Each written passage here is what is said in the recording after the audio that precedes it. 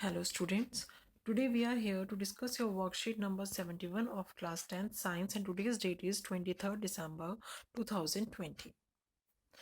Here we are going to discuss your chapter number 15, our environment. In the last worksheet we have discussed about the ecosystem and your food chain and the different tropical levels and different type of food habits. In this worksheet we are going to discuss about the food web. The length and the complexity of the food chain is very greatly.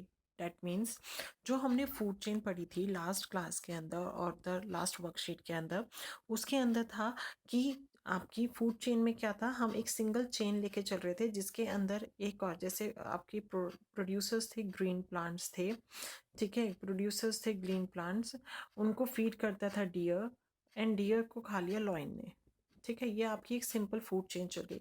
But जब यही green plant इसको जो है और organism खाएगा, जैसे rabbit ने consume करा ग्रीन प्लांट को, इसको ही किसी और ने कंज्यूम करा, फिर रैबिट को किसी ने खाया, डियर को किसी ने खाया, तो इस तरीके से क्या हो गया कि जो फूड चेन है वो बहुत ग्रेटली वेरी करती है, लेंथी हो जाती है, कॉम्प्लेक्स हो जाती है। तो उसे ही हम क्या कहते हैं, उसे ही हम फूड चेन कहते हैं। And each organism is generally eaten by two or more other kind of organisms, which in turn are eaten by the several other organisms. So instead of a straight line food chain, the relationship can be shows as a series of branching line called the food web. जैसे कि आप देख भी पा रहे हैं इसके अंदर कि आपको इस फूड वेब दिखा रखी है. Here you can see that these are the green plants, these are the plants, ठीक है। प्लांट्स को जो है आपने देखा यहाँ पे इस ऑर्गेनिज्म ने भी फीड करा, फ्रॉग ने भी फीड करा, इधर इस ऑर्गेनिज्म ने फीड करा, यहाँ पे इधर रैबिट ने फीड करा, यहाँ डियर ने फीड करा। अब इन एक्सचेंज इसको बर्ड ने खाया, इसको स्नेक ने खाया, बर्ड को भी स्नेक ने खा लिया, ठीक है। इस तरीके से क्या है, ये कॉम्प्लेक्सिटी हो जाती है, यानी एक फूड मटेरियल एक ऑर्गेनिज्म को जो है टू और मोर देन टू ऑर्गेनिज्म जो है एज अ फूड ईट करते हैं, और वो बदले में कोई और दूसरा ऑर्गेनिज्म उनको ईट करता है। तो इस तरीके से ये पूरा लेंथी और कॉम्प्लेक्सिटी सिस्टम बन जाता है जिसे हम कहते हैं फूड वेब, जिसे हम फूड वेब कहते हैं। How do our activity affect the environment, हमारी एक्टिविटीज एनवायरनमेंट को किस तरीके से अफेक्ट करती हैं। Change in the environment affect us and our activities change the environment around us. अगर एनवायरनमेंट के अंदर कुछ चेंजेस होते हैं तो वो हमारे अंदर चेंजेस आते हैं, और अगर हमारी एक्टिविटीज़ के अंदर कुछ चेंजेस होते हैं तो हमारे एनवायरनमेंट के अंदर चेंजेस आते हैं। Human activity leads to pollution, deforestation etcetera, ठीक है। ह्यूमन एक्टिविटीज़ की वजह से पॉल्यूशन हो रहा है, जैसे कि हम जानते हैं ट्रैफिक्स है, व्हीकल्स हैं, फैक्ट्रीज़ हैं, इंडस्ट्रीज़ हैं, इनकी वजह से पॉल्यूशन क्रिएट हो रहा है, ठीक है। वाटर पॉल्यूशन क्रिएट हो रहा है to to the use of excessive use of the fertilizers, और जो हम गार्बेज और वेस्ट जो है वो रिवर्स और वाटर बॉडीज़ के अंदर डिस्पोज ऑफ कर देते हैं, उसकी वजह से वाटर पॉल्यूशन हो रहा है।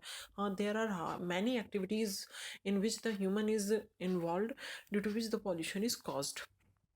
फिर हमारा डिफॉरेस्टेशन है, हम जो है एग्रीकल्चर के लिए और कंस्ट्रक्शन के लिए फॉरेस्ट को जो है काटे जा रहे हैं, तो उसे डिफॉरेस्टेशन कहते हैं। तो ये भी ह्यूमन एक्टिविटी है जो हमारे एनवायरनमेंट को इफेक्ट कर रही है।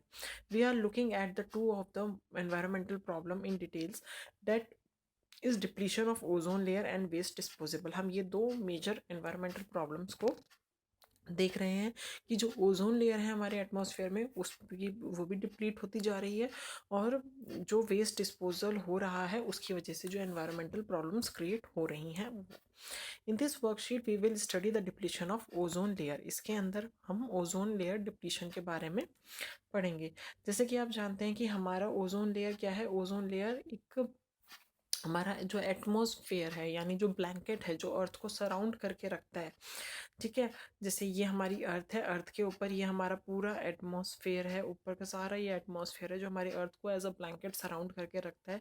और हमारे अर्थ के एटमॉस्फेयर में हमारी जो है ये लेयर है ओजोन लेयर, ये जो येलो कलर के ये ओजोन लेयर है जो सन से आने वाली हार्मफुल रेडिएशन से अर्थ को प्रोटेक्ट करता है। बट इसके अंदर ये एक क्या हो गया, एक होल हो गया है, जिसकी वजह से वो हार्मफुल रेडिएशंस कहाँ पहुँच पा रही है, अर्थ तक पहुँच पा रही हैं।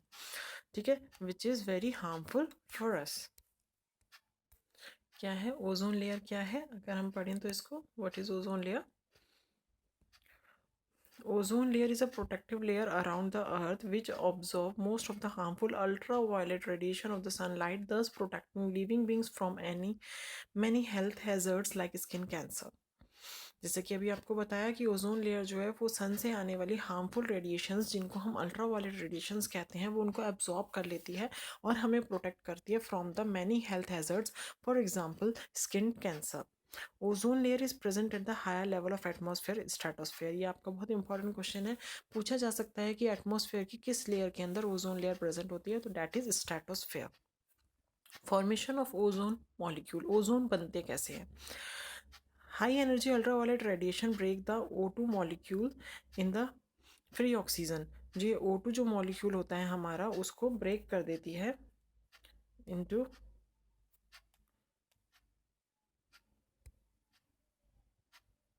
यस सॉरी फॉर इंटरप्शन, क्या करती है ये ओजोन हमारी ऑक्सीजन मॉलिक्यूल को ब्रेक डाउन कर देती है इनटू फ्री ऑक्सीजन। जैसे हमारा O2 है, जब अल्ट्रावायलेट रेडिएशंस उस पर आती पड़ती हैं तो हमारा ऑक्सीजन जो है वो ओ में ब्रेक डाउन हो जाता है, and these oxygen atom combine with the oxygen molecule, और फिर ये ऑक्सीजन मॉलिक्यूल के साथ कंबाइन हो जाता है। तो these oxygen atom combine with the oxygen molecule to form the ozone। तो O2 मॉलिक्यूल आपका जो इस O था, इसके साथ कंबाइन करके O3 बना देता है, जो ओजोन लेयर फॉर्म करते हैं मॉलिक्यूल्स आपस में मिलकर। Depletion of ozone layer, the excessive use of the synthetic chemical like CFC that means chlorofluorocarbon which is used in refrigerators and ACs cause depletion। यही जो है ओजोन लेयर के depletion को कॉज करते हैं।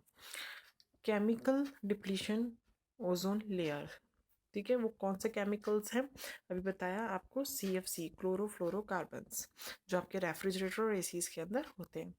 अब यूनाइटेड नेशन एनवायरमेंटल प्रोग्राम हुआ, उसके अंदर काफ़ी फॉरेन कंट्रीज़ ने पार्टिसिपेट करा और उन्होंने एक एग्रीमेंट साइन करा कि हम जो CFC प्रोडक्शन हो रही है उसको फ्रीज कर देंगे, यानी बंद कर देंगे। ये जो प्रोग्राम हुआ ये 1986 में हुआ, और इसके अंदर जो सभी कंट्रीज़ आई थी उन्होंने ये प्रोटोकॉल लिया कि हम CFC प्रोडक्शन को जो है ख़त्म बंद कर देंगे। तो इस प्रोटोकॉल को कहते हैं कायोटो प्रोटोकॉल।